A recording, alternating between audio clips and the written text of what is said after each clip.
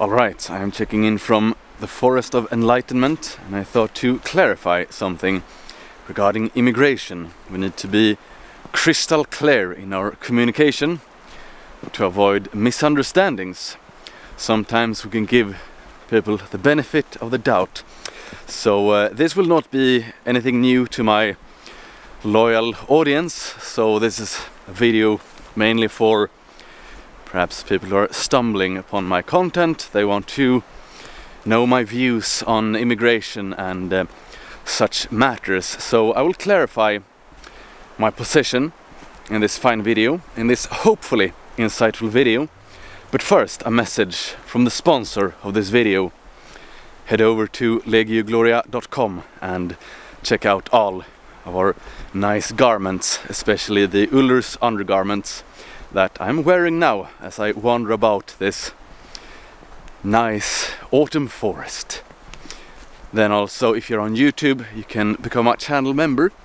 If you want to get access to the greatest podcast, you can also subscribe on some other platforms. You can head over to thegoldenone.se/podcast for those links. Now I can actually make this video quite short. I can only speak for myself. Now I do believe I speak for quite a few of us, but yeah, again, this is my own take on the matter. I am not against immigration per se. I am against mass immigration from the third world into European countries. And when I say European, I do of course include the US and Australia, etc. So that is the proper way to formulate it. So I'm not against immigration. You can have a German engineer moving to the US to develop something cool. You can have a Dutch doctor moving to Norway to treat patients. Technically speaking, it's immigration. Do I have anything against it? No, absolutely not. So it's actually quite simple and straightforward. Can you bring value to the host population? Then you will probably be welcome. Do the people like you? Then you will probably be welcome. If you behave like a normal person, if you respect the customs, social codes, if you're a nice person, then you will most likely be welcome no matter where you go. It is actually as simple as viewing it as being guest in someone else's home. You respect the host, you try to be as pleasant and likable as possible, and all will be well. So when we're talking about remigration and things of that nature, deportations, it's completely natural, it's completely normal that the host population would like to remigrate large segments of a foreign population that does not bring any value to the land. Completely normal, completely fine to think that way. It does not make you a right-wing extremist, it does not make you hateful, it does not make you a bigot or whatever term they might use to shame you with. And I'm sure that many immigrants themselves, they feel the same way. If they have, been good guests, if they have, put in hard work to contribute in a positive way to the land they came to. I'm sure they're also quite fed up with large parts of the population misbehaving, which is unfortunately the case in most of the West.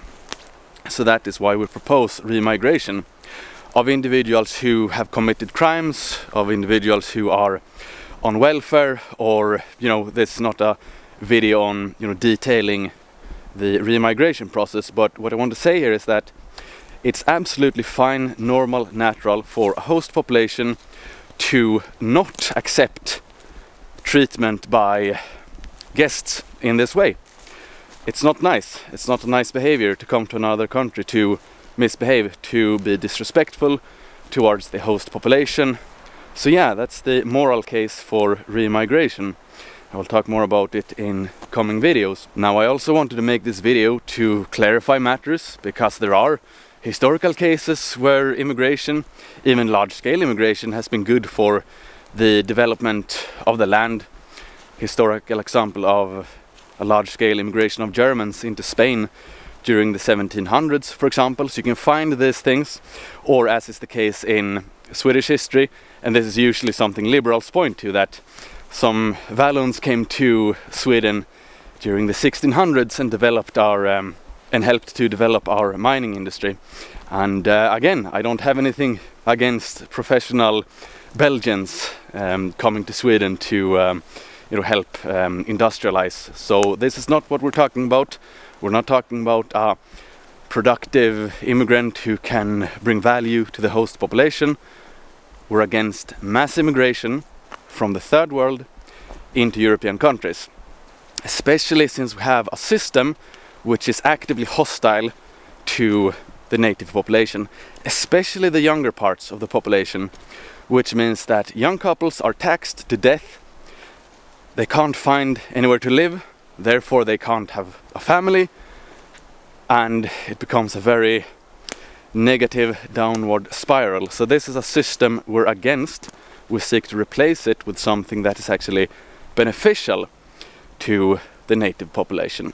Now, you don't need to harbor any hate in your heart towards anyone. The only thing you need to do is to look out for your own people, which is normal and natural, and it's a morally bad thing to not look out for the well-being of your own people. You should be loyal to your own people, you should love your own people, you should look at the political game and think to yourself, how can I change the rules so that they are more suitable, so that they benefit my own people? In this case, the native Europeans, or the Europeans worldwide. That is what we have to look at. So you need to first understand that it's perfectly fine, a perfectly morally good position to take to be for your own people. That's the standard throughout human history, that you look out for your own people. And if you don't, then you're not a good person. If you're a universalist, then you're probably not a good person either, because you need to feel compassion first for your own. Then you can show compassion to all living things, but it can never be at the expense of your own people, especially the ones who are suffering the most. So we're looking at our youth, young girls being sexually harassed, young boys being humiliated, beaten, robbed, everything like that. So we need to put on a good pressure. We need to achieve regime change so that we change the laws so they benefit the European peoples instead. So, to conclude, I'm not against immigration per se. Sometimes immigration can be good, sometimes it can be bad. It all depends on a wide variety of factors. So what I'm against is mass immigration from the third world into European countries, especially since we have a system in place which is actively disenfranchising the the host population.